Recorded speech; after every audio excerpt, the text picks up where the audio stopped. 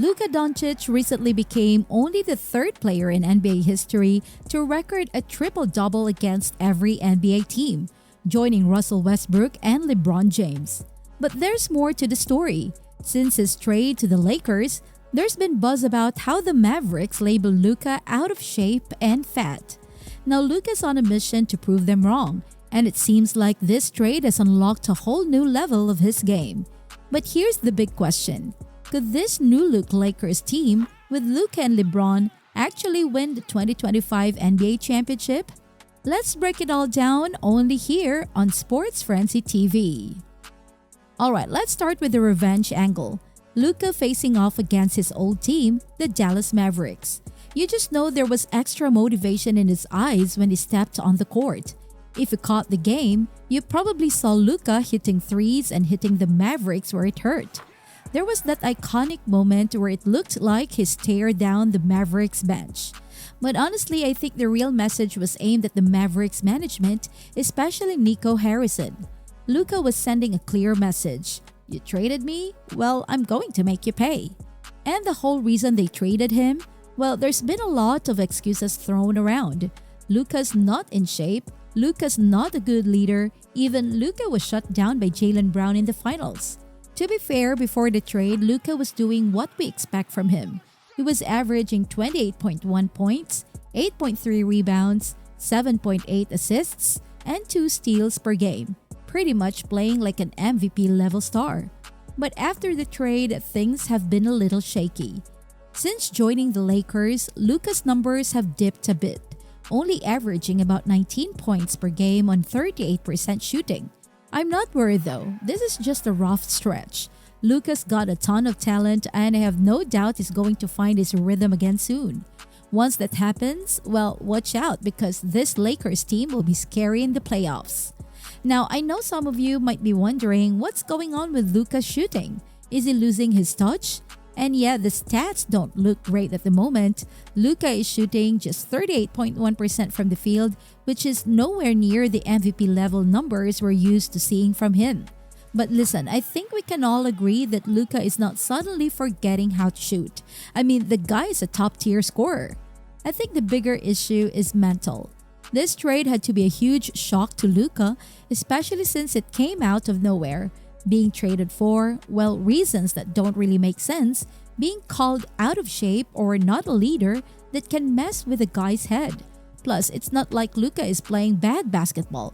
He's still putting up solid stats in other areas. 9 rebounds, 7 assists, 1.8 steals per game. That shows he's still doing the little things to help his team, even if his shot isn't falling. So what's most likely here? Well, Luka's just in a shooting slump right now. Once he settles in and gets his confidence back, I have no doubt his numbers will improve. And when they do, the Lakers will be an absolute problem for any team they face in the playoffs. Now, let's talk about the new identity of the Lakers. Ever since the trade, this team has looked different. And I'm not just talking about Luka joining LeBron. I'm talking about the way the offense runs now. The Lakers have 2 guys, Luka and LeBron, who demand to be double-teamed every time they touch the ball. Think about that for a second. These 2 can take over a game at any moment. If you don't double-team them, they're going to score at will. Simple as that. But what does that mean for the rest of the team? Well, this is where Austin Reeves comes in. Since Luka's trade, Reeves has been on fire, averaging 23.1 points, 4.4 rebounds, and 6.2 assists per game. And get this, people are starting to call him the best third option in the entire league. Why? Because with both Luka and LeBron demanding attention, Reeves gets more space on the court. This guy is wide open for catch-and-shoot opportunities, and when the defense collapses on the stars, Reeves can isolate and create his own shot. But it's not just about Reeves, it's about the way this team plays now. When you have 2 guys like LeBron and Luka on the floor, defenses can't focus on just one. They're forced to spread out and cover both, which opens up lanes for the rest of the team. And that's why Luka's playmaking ability is so important. He's not just scoring, he's setting up his teammates for easy looks, like when he draws defenders to him and then dishes out a perfect pass for an open shot. It's a beautiful thing to watch. Now let's talk about the partnership between LeBron and Luka. If you've been following LeBron's career, you know he's played with some pretty solid backcourt players. We're talking about Kyrie Irving and Dwayne Wade. Both of them helped LeBron win championships. But here's the thing, Luka might actually be the best fit with LeBron of anyone he's played with. Why do I say that? Well, first of all, Luka is an amazing playmaker. He's probably the best passer LeBron has ever had on his team. When these two guys are on the floor together, they're creating open shots for everyone else. Luka can make that pass that leads to a great look, and LeBron can do the same. But the biggest thing, LeBron is at the point in his career where he's willing to share the spotlight a little more. He's 40 now and he's openly admitted that he's okay with Luka having the ball more often than him. Let me give you a quote from LeBron that really says it all. We need to figure it out with Luka, not Luka adjusting to us. Think about that for a second. LeBron, who's been the center of every team he's played on, is saying that the Lakers need to adjust to Luka's style. That's huge. And if you've been watching this season, you can tell LeBron has really worked on his catch-and-shoot game. He's shooting 44% on catch-and-shoot situations this year, up from 36% last season. LeBron is adapting, and that's a huge sign that this partnership is about to be special. Now, I know you might be wondering, can a trade this big really lead to a championship in the same season? And I get it.